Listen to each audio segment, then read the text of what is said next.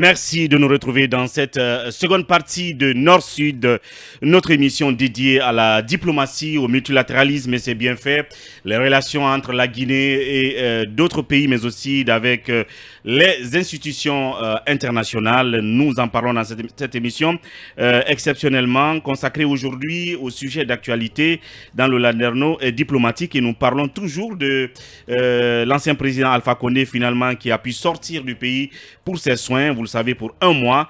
Mais en ce qui concerne les relations entre la CEDEAO et le CNRD, ceci constitue-t-il un point de gagné par la CEDEAO? La question reste posée. Nous avons Kabine Fofana, notre politologue maison depuis Paris, qui est là-dessus. Emmanuel Milimono en studio, toujours avec moi à mes côtés. Alors, Kabine, vous continuez là-dessus. Je constate qu'il est parti, Kabine. On va tenter de l'avoir à nouveau. Alors oui, Emmanuel, peut-être avant de continuer avec vous, on va prendre ne serait-ce qu'un seul message de la part de nos internautes qui nous suivent un peu partout. Alors Ibrahim Silas qui va pouvoir régler ça. Je vois que Ibro Diané qui nous regarde depuis l'Allemagne nous dit ceci. Bonsoir Ouri, cette émission nous a manqué. Apprenons à bien gérer nos ressources, ne pas toujours tendre la main aux autres. Alpha Idriss Abba qui nous dit un mets bien garni et alléchant, donc en parlant de l'ensemble de nos sujets que nous développons dans cette émission Nord-Sud. Il y a également Marcus Cole qui nous dit bonjour chers journalistes. Merci Marcus. Également l'optimisme d'Anzo Moussa qui nous dit bon après-midi à vous. Nous vous disons merci à tous pour votre attention. Alors Emmanuel, quelle lecture de cette sortie d'Alpha Condé en fin de compte? Je crois que comme le disait Cabinet, oui, le CNRD vient d'envoyer un signal à la CEDEAO comme quoi il n'est pas complètement fermé, il n'est pas complètement hostile à cette CEDEAO. Parce qu'on se rappelle quand même ce jour où le président du CNRD a officiellement saisi la CEDEAO pour lui dire qu'il n'avait pas besoin de médiateurs en Guinée. Et de l'autre côté, jusque-là, la question de la durée de la transition, lorsqu'elle a été débattue à un moment par le ministre des Affaires étrangères et puis le Premier ministre, le président, après, le CNRD qui a sorti un communiqué pour dire non, nous ne sommes pas encore sur cette dimension. Il y a eu parfois des signaux va-t-en-guerre qui ont été envoyés à la CEDEAO, mais derrière, accepter aussi qu'Alpha Condé sorte finalement à aller se faire soigner. Je pense que oui, c'est un bon point de gagner du point de vue diplomatique parce que la sauvegarde de son intégrité physique était une exigence de la CEDEAO. Ensuite, sa libération était une exigence de la CEDEAO. Absolument. Et après, la même CEDEAO a demandé qu'il puisse aller se faire soigner et a même offert la garantie que le président reviendrait quand ses soins seraient terminés.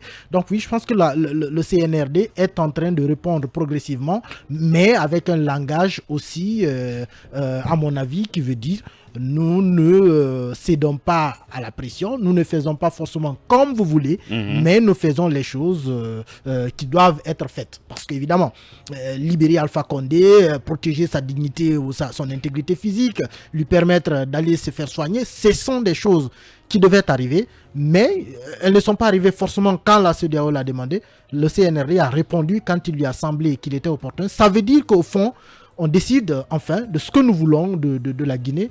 De l'autre côté, je me pose quand même la question de savoir finalement quel va être l'avenir de cette relation entre CEDEAO et CNRD, parce que jusque-là, on se rend compte que la CEDEAO aura moins d'éléments de pression sur cette junte qui est pratiquement muette, qui n'offre aucun tableau de bord et qui est très difficile à évaluer. Alors oui, Kabine Fofana, vous êtes de retour. Est-ce que vous avez la même lecture, la même grille de lecture qu'Emmanuel avec cette sortie d'Alpha Condé finalement permise par le CNRD? Est-ce que cela amènera la CEDEAO à ne plus, si vous voulez, serrer les vis quand on sait justement que la sanction, l'étape suivante qui restait, c'est peut-être les sanctions économiques et financières dont est frappé le Mali aujourd'hui? Non, je pense qu'il y a quelque chose qu'il faut relativiser. C'est que quand on prend les différentes les premières exigences de la CEDEAO, on parlait d'une libération sans condition d'Alpha Condé. Pour le moment, on ne peut pas considérer qu'Alpha Condé est libre de ses mouvements. Il faut vraiment faire ce distinguo. Parce que même dans le cas du Mali, IBK, quand il est parti, il a été simplement demandé à ce qu'on lui donne l'autorisation d'aller se faire soigner et d'y retourner. C'est exactement ce qui se passe.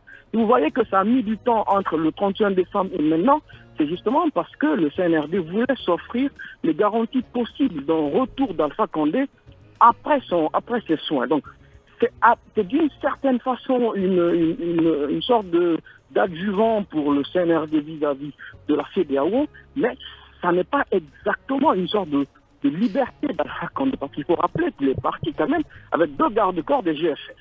Et l'exigence est qu'il se retourne un mois après avec une possibilité d'extendre ce délai-là sous l'avis de son médecin. Ça peut être compris comme comme une sorte d'assouvissement d'une exigence de la CEDEAO qui a demandé à ce que Alpha soit libre d'aller se faire soigner. Mais toujours est-il que Cabinet Fofana, ils auraient pu, je parle des membres du CNRD à sa tête, Mamadi Doumbouya, n'est pas laissé Alpha Condé partir en ce moment. Ça aurait sans doute, si vous voulez, plutôt encore entaché les relations entre la CEDEAO et le CNRD, mais ils l'ont quand même laissé partir. Parce que finalement, certains n'y croyaient pas. Je ne pense pas que le CNRD avait le choix de garder Alpha Condé, parce que la Guinée n'offre pas, naturellement, les conditions d'une prise en charge médicale d'Alpha Condé. Ça, c'est une réalité. Bien. Je pense qu'ils ont fait dans le bon sens. Ok, on n'a pas les conditions sanitaires pour prendre en charge Alpha Condé, la CEDEAO aussi impliquée, mais on fait une pierre deux coups, et c'est exactement ce qui fonctionne. Donc je crois que le CNRD gagne naturellement à accepter à Alpha Condé d'aller se faire soigner et se rapprocher un peu de la CEDEAO, mais je pense que ceci ne devrait pas être perçu et présenté comme une sorte de victoire en tant que telle. Il faut la relativiser. Il faut la relativiser, donc pas une victoire en tant que telle. Et en conclusion, ça veut dire que cela ne pourrait pas forcément, si vous voulez, alléger peut-être la position de la CEDEAO contre la Guinée.